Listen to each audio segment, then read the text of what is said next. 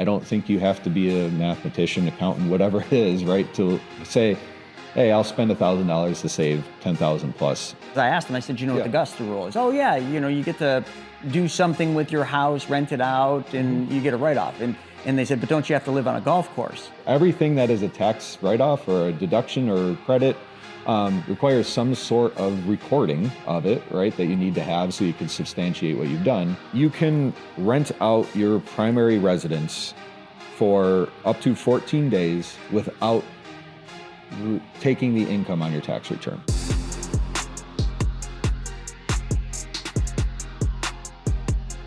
So let's take a couple minutes kind of outlining some of these things that are often missed by entrepreneurs or real estate professionals that they're not taking advantage of. Can you just name off a bunch of things that are typical that these individuals could be looking at that they're not, and then let's dive down the rabbit hole on each one. Yeah, there's a lot of things, right? So what would be the most common one you see missed? Well, so I mean, I've had tax returns come from new clients that are people who wanted me to review tax returns where I've seen tax preparers not even take depreciation on anything on rentals for a client. And you're talking just straight line depreciation, not even bonus depreciation. Not even talking about bonus depreciation or looking into the cost segs or anything like that. So, right, as a real estate investor, that's the biggest thing that creates a paper loss because it's not money coming out of your pocket. But you get to take as an expense on your taxes, and that's usually what drives most of the real estate losses that happen on a tax return is there.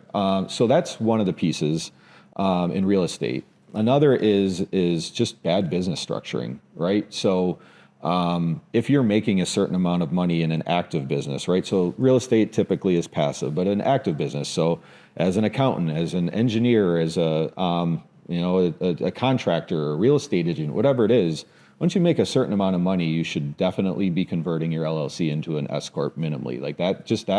And taking a paycheck. Yes, and doing that strategy to get there, because the self-employment tax that you have to pay on active income is an extra 15.3%, right? If you can, for every dollar that you can reclassify and not get hit on that tax on, it's 15.3 cents on every dollar that you're saving. Just by, again, making a separation, and you still get to take all the money out of the business. You're just dividing into paycheck and then distributions. So that's a big piece, right? Taking advantage of, like we talked about, an HSA, a retirement account, if it's something that they want to set up or they make a certain amount of money. There's paying your children out of your business. You mentioned the Augusta rule, right? Once you have that S corp, start to host meetings in your house. Have a party, do your board of director meeting, whatever it is that you can to qualify for that. But I'd say the biggest pieces I see are not being a real estate investor, not capturing all the deductions that you can take, or optimizing with doing a cost segregation to take the large amount of depreciation, and then business structure, right? Just not having the correct structure on the active business to do that, and then because just as simple there's so many extra deductions that you get to take. You can implement family strategies out of it, right? Because you can start to give active income to different family members that allows you to put into a Roth, that money that you can put into whole life insurance policy, right? There's just so many different things that come from that, and things that you can plan for that exist there just by, like we said, one piece of paper to two different entities that you have to file that for. Yes, do you have to then hire a payroll company to do that? And so you do have a little bit of expenses. Yeah, but they're not expensive. But if you have to pay $1,000 extra a year to save $10,000, like, I don't think you have to be a mathematician, accountant, whatever it is, right? To say, hey, I'll spend $1,000 to save 10,000 plus every year. Yeah, that seems logical. Investor, you can put an extra $50,000 in your pocket this year. Is that not a down payment or partial down payment on a good way to look at it. The next property that you acquire, right? And so that's how it is you use, for me, I always then, because I take the extra step, right, to do a little bit of wealth planning or talk about, hey, building that legacy is, well, now that tax savings that you have, use it to acquire an asset of some sort, whether it be something to use in your business, another property, whatever it is, don't just go and blow it on something, right? Like make it work for you then moving forward. And so that's the best part of the clients that I work with on the short-term rental loophole is the money that gets saved on taxes.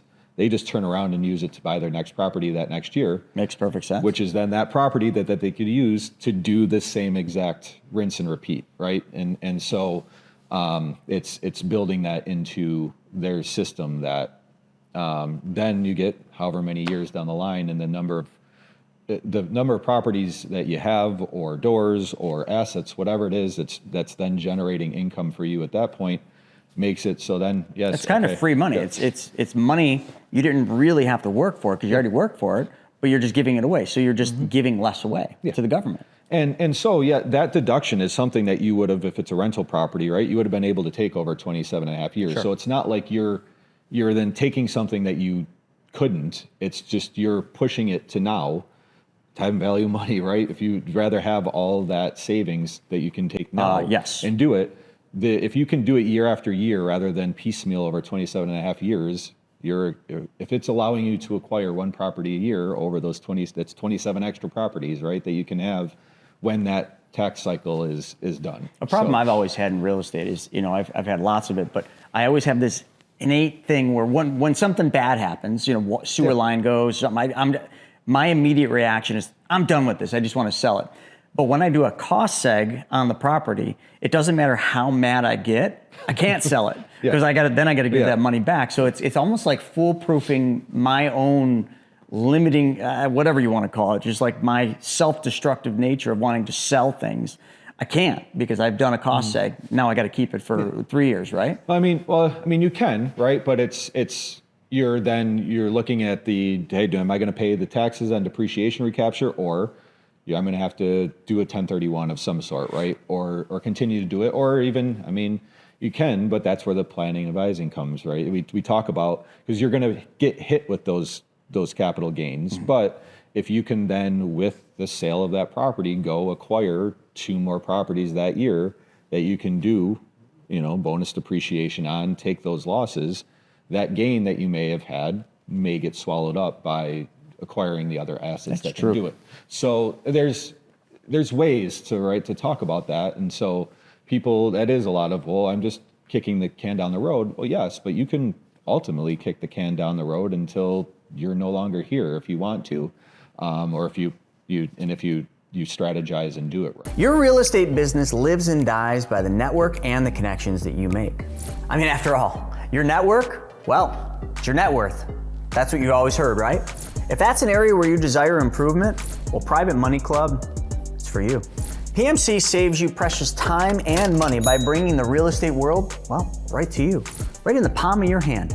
So get in on the action, like so many others have, by going to privatemoneyclub.com and sign up. I talked to somebody last week, and I just mentioned Augusta rule. I kind of just said it really fast. And they're like, oh, you mean the golf thing? Don't you have to live on a golf course? They literally said that. Yeah. They said, well, I understand, because I asked them, I said, what the Augusta rule is? Oh, yeah, you get to do something with your house, rent it out, and you get a write-off. And they said, but don't you have to live on a golf course? So that's not exactly the case. It just originated at anyway. Explain Augusta rule and how that can be used very simply. Yeah, well, because it started at Augusta Golf Course, right? So people could rent their houses. So what it states is it's Section 280A, right, is the tax code that says that you can rent out your primary residence for up to 14 days without taking the income on your tax return, right? So what it allows you, and so that's anyone can do this.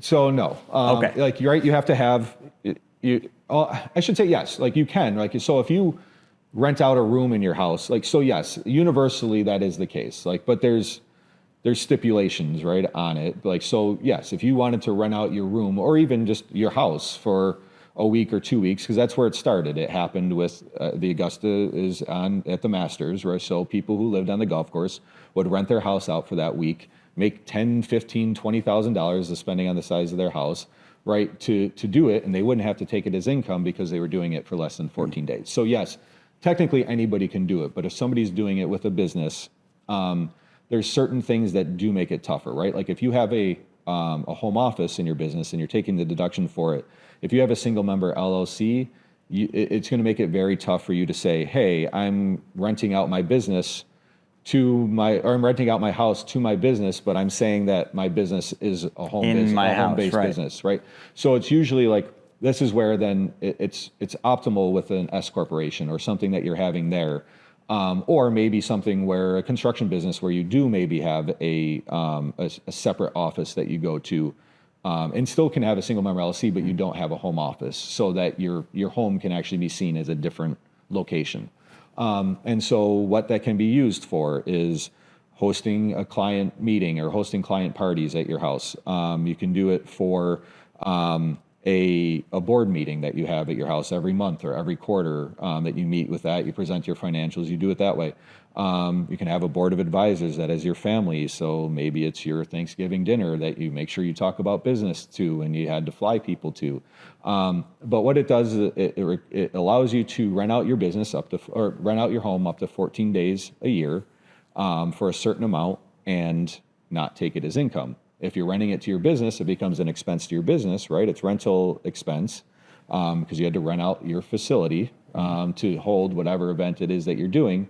So an expense to the business, but you don't have to claim it as income to you. So significant tax savings that's there, but requires, right, that the checking of everything that is a tax write-off or a deduction or credit requires some sort of recording of it, right, that you need to have so you can substantiate what you've done, or boxes to check to hit it. And so one of them is the clients that I have that use it, I say, all right, at the start of the year, reach out to 3 local hotels, find out what it would cost to rent a boardroom or a meeting room in their hotel for 3 hours, 4 hours. Like, find out what their hourly rate is.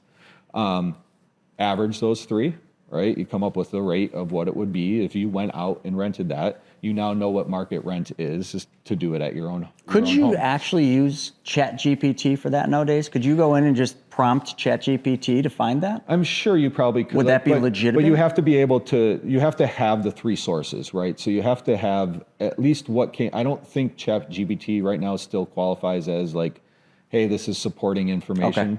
That you can provide the IRS. I was looking for a cheat code here. No, yeah. So, but you have that. Like, you don't have to do it every month. If you do it for a year, you just can, one time per year. Yeah, and just so you update what your market that market number is. So maybe call and ask what that would cost during New Year's or during a holiday. Yeah, right. You could, right, and find those pieces. So the IRS just wants, it's a burden of proof always. So if you have, hey, I did my research. This is what the 3 numbers I was given. I'm using the average, and that's what I'm charging myself to rent out. And then right, you make sure it's a couple-hour meeting, whatever it is that you have, and so you can then charge yourself that rent for however many hours that your meeting was, expense to the business. Not income to you as long as you're on that 14 days or less, and you do that there. And so, like, I'll say is now having a new home, right, that has an in-ground pool in the back. I have a lot of friends and colleagues who are clients, right, and so I can for a mastermind. Right? Well, yeah. So and that's how you kind of term it as is, right. Hey, all my clients here, I'm going to do a 3-hour, 4-hour instructional thing and do that, and then we're having a party afterwards, right? And so you don't get egregious with it, but a certain amount of hours, and that becomes that I can use the Augusta rule for that.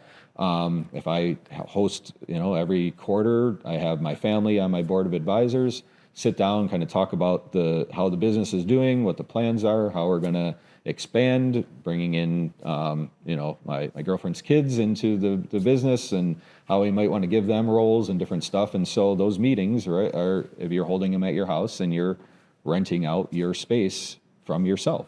Makes all the sense in the world. And because I have that S corporation, I'm a shareholder in that S corporation. So the shareholder is my business is renting from one of the shareholders. We're 2 separate entities in that. And so even though I do have an administrative office in my own home, I've separated the entities. It's interesting. To do that. Yep. So there's ways to do it. So as we're kind of winding this down, I definitely want to hit on the one thing that most people do is 401ks and retirement accounts. So like, what are the pros and cons of putting money into a traditional retirement account, not a Roth? Yeah, so a traditional retirement account, any funds that you put towards it in that current year is going to be a reduction of your income, right? So it's going to save you on taxes in current year. So it can be a tax planning measure.